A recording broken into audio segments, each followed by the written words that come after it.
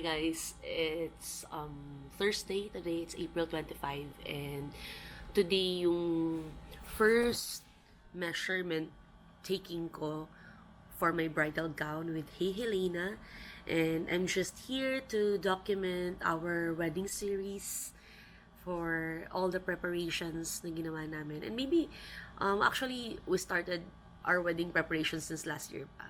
So maybe we'll just have another vlog talking about doon sa aming wedding preparation.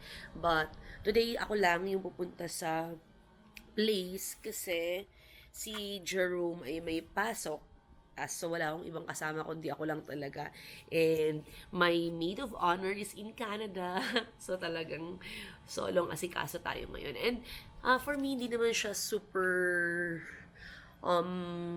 mahirap siguro kasi last year pa ako nag-umpisa, and more of this year, yung mga ginagawa ko na lang is yung mga fitting, pero yung mga ibang bagay, like yung mga little things like wedding essentials and everything, giveaways, mga ganun, medyo nasikaso ko na siya last year, pati yung invitation. So lahat na lang is waiting na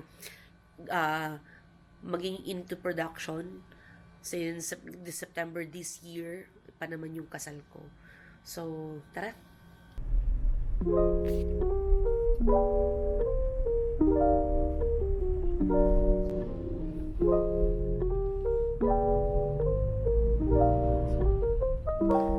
dito tayo guys. Just arrive. Ang schedule ko ay 11:30. Pero dumating ako ng maaga, 11:19. Pero okay lang yun. Kasi baka marami din customers. At least makapag-antay na tayo sa taas. So, ang dala ako ng iPad. Hindi ko alam ba't ako nagdala ng iPad. Hindi naman ganun patagal.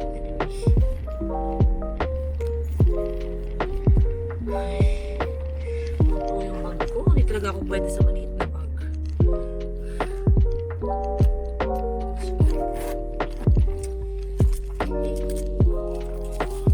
Let's go.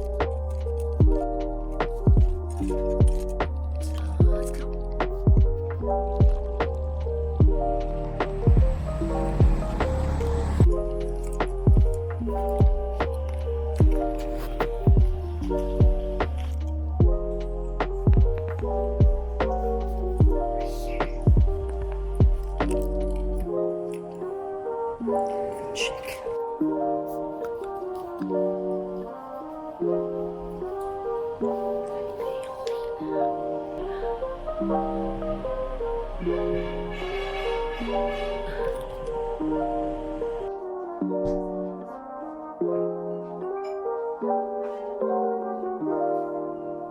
Guys, ang init sa labas.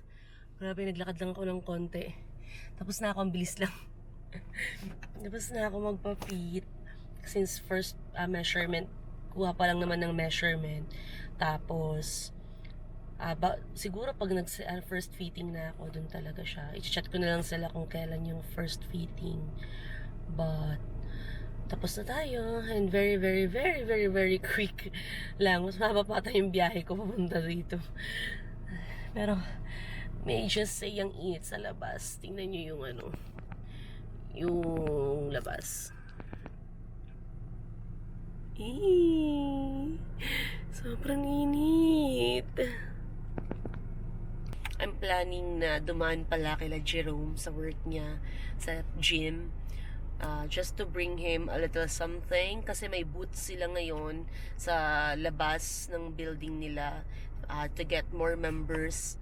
And alam kong napakainit ngayon kapag nandun ka sa labas. So let's bring him something, a cold drink maybe, or something snack. Tingin tayo, bibili tayo. So plano kong may malapit na Starbucks sa amin na bagong tayo. So let's check it out. And bili tayo ng inumin para kay Jerome. And I know magpapasabay si ate. So tingnan natin. Pag may makita tayong 7-Eleven na malapit or something, makapagpa-load tayo, diba? Kasi wala akong load. So paano ko sila kukontakin, diba? Mamaya mag-fail pa yung yung surprise natin.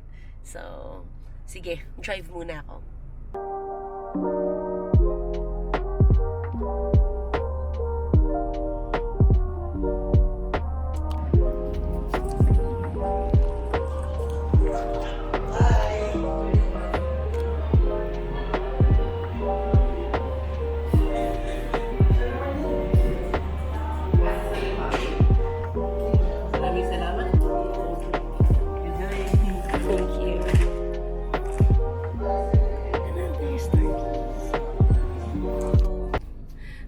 I'm done with our Starbucks order. So, I got only 3 drinks. So, 1 para kay ate. Ayun.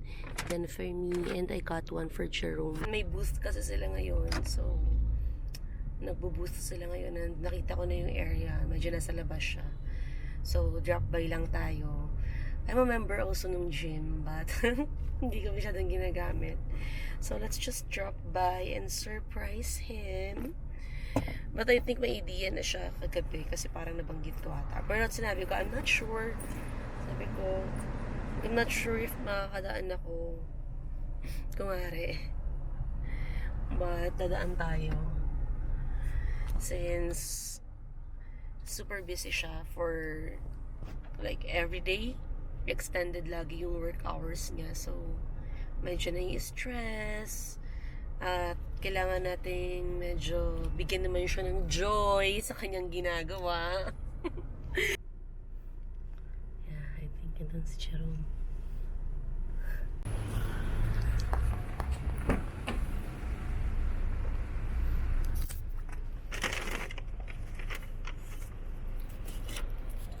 Let's get him his drink. So, lagay na natin. Para hindi tayo mahirapang magdala habang may dala-dala tayong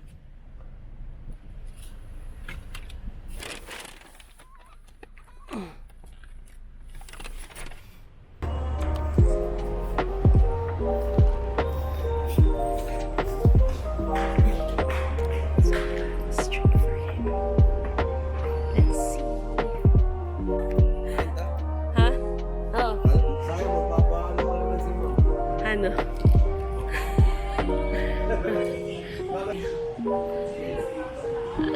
Hello po.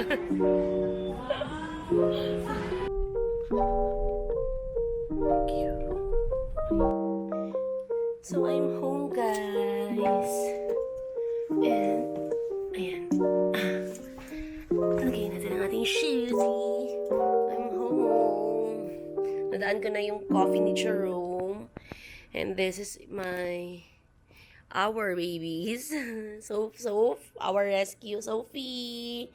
So, sinummer cut namin siya. Kinalbo namin muna siya ngayon. Since mainit. Gulat na naman ang baby. Nagulat na naman. So, this is her bed. Si Merida. Ano, ha? Mabait si Sophie, naiiwan siya. Basta may tubig, may electric fan, minsan naka-aircon din siya. Depende. Anyway, guys. Ang init sa labas, parang ayaw mo na lang lumabas. Anyway, that's it for today. Thank you for coming with me. Sinamahan niyo ako sa first measurement ko sa aking bridal gown. Thank you, guys. I'll see you on our next vlog. Bye!